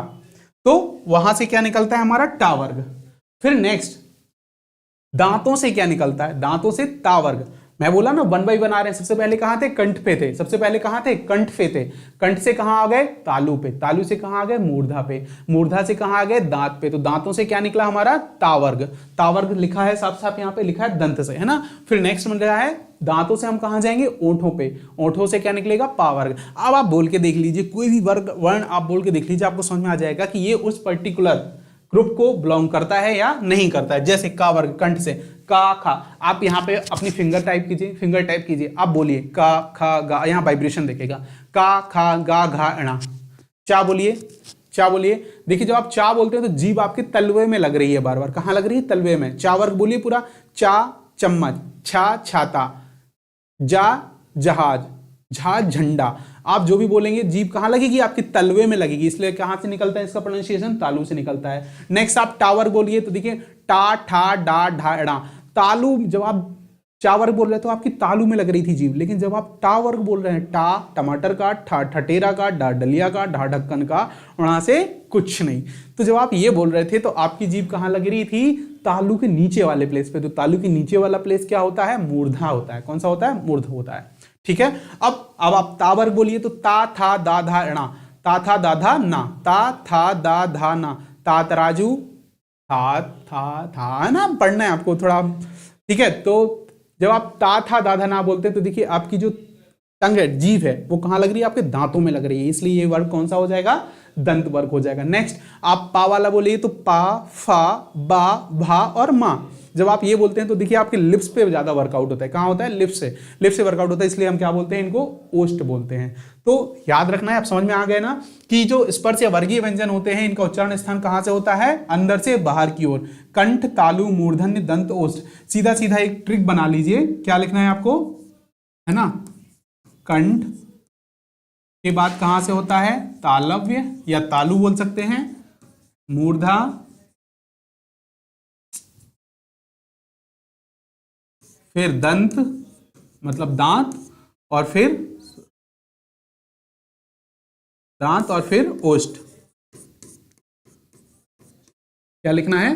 दांत और फिर ओष्ठ। याद रखना है कैसे पढ़ना है, कंठ तालव्य मूर्धन्य दंत ओष्ठ। आपको लर्न ऐसे ही रखना है, बार बार याद करो, बार बार 4 बार बोलोगे ना तो याद हो जाएगा। कंठ तालु मूर्धा दंत ओष्ठ, कंठ तालव्य मूर्धा दंत ओष्ठ, अंदर से बाहर, कंठ तालव्य मूर्धा दंत ओष्ठ, कंठ तालव्य मूर्धा दंत और ओष्ठ, यही यहाँ पे लिखा हुआ है। ठीक है, नेक्स्ट है अंतस्थ व्यंजन। अंतस्थ व्यंजन मैंने बताया या, रा, ला और वा 4 होते हैं। कौन कौन से? या, रा, ला और वा 4 होते हैं। वे वर्ण जिनके उच्चारण में वायु मुख के भाग से पूर्ण रूप से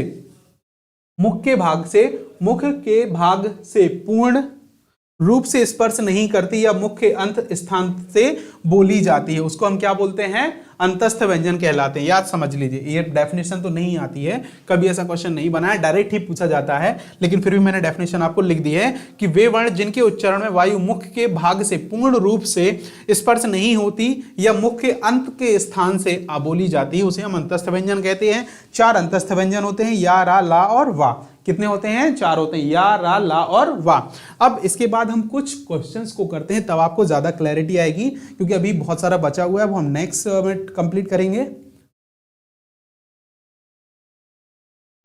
जैसे देखिए, अभी क्वेश्चंस देखिए, ये प्रीवियस ईयर क्वेश्चन से आए हुए, एग्जाम में आए हुए क्वेश्चन है। स्वर वर्ण कौन कौन से हैं? हमने आपको स्वर वर्ण के बारे में बताया था। स्वर कितने होते हैं टोटल? मैंने अभी देखो सब कुछ बता दिया।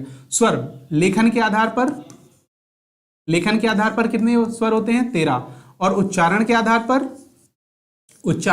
पर कितने होते हैं? 10 होते हैं। 10 कौन कौन से होते हैं? छोटा आ से लेके छोटा आ, बड़ा आ, छोटी ई, बड़ी ई, छोटा ऊ, बड़ा ऊ, और ए, ऐ, ओ, औ, हो गए ना 10। अगर 13 की बात करें तो इसके साथ हम कंबाइन किसको कर देंगे? राजसी को कर देंगे, अंक को कर देंगे और आहा को भी लिख देंगे, तो ये टोटल मिलके क्या बन जाएंगे? लेखन के आधार पर 13। अब बताइए इसमें से कौन सा है? तो ये तो नहीं है, ये भी नहीं है, बचा हुआ ये छोटा आ, बड़ा, छोटी, बड़ा ऊ। स्वरवर्ण कौन कौन से हैं? ये हैं। नेक्स्ट, निम्न में से पंचम अक्षर कौन सा है? अभी मैंने बताया स्पर्श व्यंजन पढ़े हैं हमने, का वर्ग, चा वर्ग, टा वर्ग, ता वर्ग और पा वर्ग। सभी का लास्ट वर्ण देखिए का वर्ग का क्या होता है? देखिए ये तो का, टा, ये तो पहला है, ये भी नहीं हो सकता। झा, ये तीसरा है, चा, छा, जा, छा, चा, छा, नहीं होगा, तो बचा हुआ ये फर्स्ट वाला ऑप्शन ही करेक्ट हो गया। क्लियर बात? नेक्स्ट, चा वर्ग की ध्वनि का उच्चारण स्थान कौन सा? अभी मैंने आपको बताया है। चा वर्ग कहां से बोला जाता है? हमने स्टार्ट किया था स्पर्श व्यंजन के लिए, कंठ तालव्य मूर्धन्य दंत ओष्ठ। क्या बोला? कंठ तालव्य मूर्धन्य दंत ओष्ठ। तो हमने यहां पे एक ऐसा लिख लेते ना, तो और अच्छे से हो जाएगा आपको।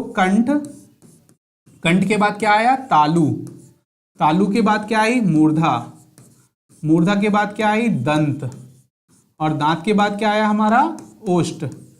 अब हमको नहीं पता क्या बोलना है, तो आप सभी वर्ग का पहला अक्षर लिख लीजिए। का वर्ग हो गया, ये चा वर्ग हो गया, ये टा वर्ग हो गया, ये पा वर्ग हो गया, और ये टा हो गया, मूर्धा और दंत, टा वर्ग हो गया, और ये ता वर्ग हो गया, और ये पा वर्ग हो गया। अब समझ लीजिए चा वर्ग की ध्वनियों का उच्चारण स्थान कहाँ होता है? चा वर्ग कहाँ है? यहाँ है। कहाँ होता है? तालव्य मतलब तालु। क्लियर बात की नहीं आई? तो कंठ किसका होता है भाई? कंठ का होता है। दंत किसका होता है? ता का होता है। दंतोष्ठ किसका होता है? यहाँ पे बात करें, दंतोष्ठ किसका होता है? सिर्फ वा का होता है। याद रखिएगा, दंतोष्ठ किसका होता है? वा का। मतलब वा जब आप बोलते हो ना तो दांत और ओंठ दोनों लगते हैं। आप देखिए दांत और ओंठ दोनों, वाह। देखिए वाह बोलिए तो आपके ओंठ बोलेंगे, जीभ आपके दांतों पे लगेगी, इसलिए क्या बोलते हैं इसको? हम दंतोष्ठ वर्ण बोलते हैं। नेक्स्ट, छत्रज्ञास्रा, इनमें से कौन सा व्यंजन है? स्टार्टिंग में पढ़ के रखा है। छत्रज्ञा कौन सा व्यंजन है? संयुक्त व्यंजन है। कौन सा व्यंजन है? संयुक्त व्यंजन है। व्यंजन है लेकिन संयुक्त व्यंजन है। पंच में अनुस्वार किस रूप में आता है? पंच में कौन सा आता है बताइए? पंच में कौन सा आता है? अभी पंच में कौन सा आता है? पंच में अनुस्वार। पंच में अनुस्वार कैसा आता है? ऑब्वियस बात है, ये आता है। पंच में कौन सा आता है? ये आता है क्या? नहीं, ये वाला आता है।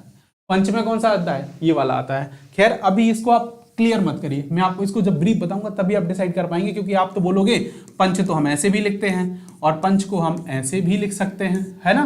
तो ये मैं आपको बाद में बताऊंगा, इसको छोड़ दीजिए अभी। नेक्स्ट पे डिस्कस करते हैं आयोगवाह वर्ण। आयोगवाह अभी मैंने बताया, आयोगवाह कौन कौन से थे? अनुस्वार और विसर्ग था, अनुस्वार और विसर्ग था। तो इसमें तो अनुस्वार नहीं है, इसमें भी अनुस्वार नहीं है। यहाँ पे देखिए अनुस्वार लगा हुआ है और इसमें विसर्ग लगा हुआ है। अनुस्वार और विसर्ग के फॉर्मेशन को हम क्या बोलते हैं? आयोगवाह बोलते हैं। क्या बोलते हैं? आयोगवाह। That is correct option, right. Next, भाषा की सबसे छोटी अर्थपूर्ण इकाई याद बताइए। बताया था मैंने अर्थपूर्ण, अर्थपूर्ण बोला था, अर्थपूर्ण, अर्थपूर्ण बोलो। अर्थपूर्ण कौन सी इकाई होती है? अर्थपूर्ण इकाई होती है शब्द। क्या होती है? शब्द। अर्थ तो निकलता है उसका, अर्थ तो है ना। अर्थपूर्ण क्या हो जाएगा? शब्द हो जाएगा।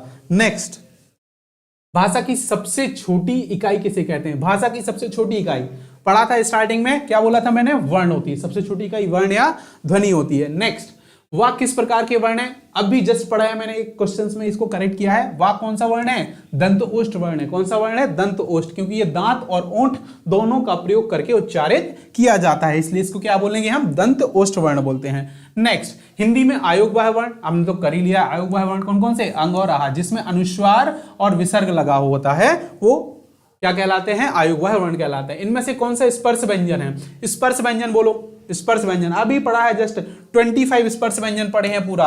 का वर्ग पढ़ा है, का वर्ग है, चा वर्ग है, टा वर्ग है, ता वर्ग है और पा वर्ग है।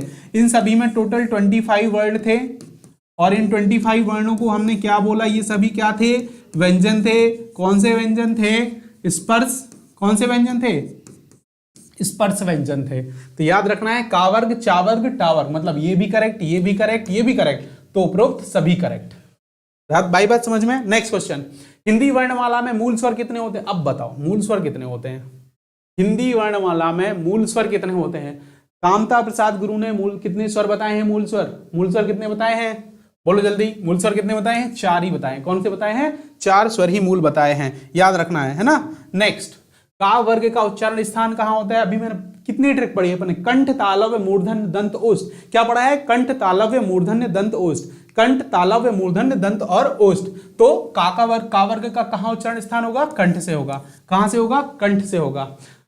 ठीक है, आज के लिए बहुत बहुत धन्यवाद आप लोगों का। हमने इतना पढ़ा है, अभी हम नेक्स्ट क्लास में बाकी का डिस्कस करेंगे। और भी क्वेश्चन है मेरे पास जो कराऊंगा, कुछ अभी व्यंजन बचे हुए हैं, तो हम नेक्स्ट क्लास में पूरा डिस्कस करेंगे। आज आपको देखना है कि पूरा आपको स्टार्ट, वेट,